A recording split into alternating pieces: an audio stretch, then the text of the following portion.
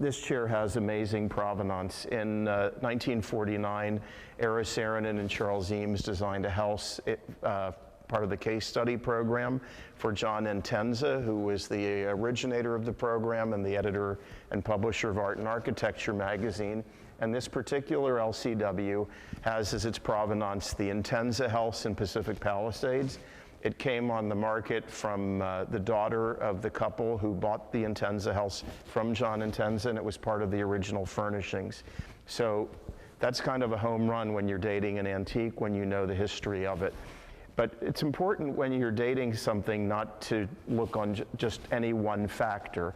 Yes, we have the record from the owners of the Entenza House that they bought the house from Entenza, and this chair was part of the original furnishings. But we have a few other things with this chair. We look on the underside. The Entenza House was occupied starting in 1949, and this chair has an early and original date stamp that it was made in 1948. It also has a decal from Evans Products, who were the exclusive manufacturer of Eames designs from 46 until approximately 1949.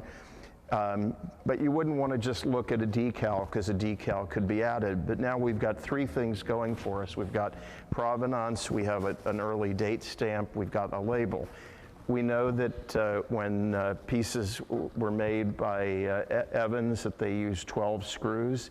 This has the original 12 screws. There isn't any sign that these screws have been unscrewed, which is really encouraging. And another great thing about this is that the finish is original. And one way we see that it's an original finish is that the finish used in the 1940s tended over time to opacify, a word that I learned from Don Menveg, a conservator at the Los Angeles County Museum of Art, where you see here that the finish has gone opaque. That's a really good sign of original finish, and there doesn't appear to have been anything that was added to it. In terms of service and performance for the customer, it's pretty exciting that this has its original shock mount.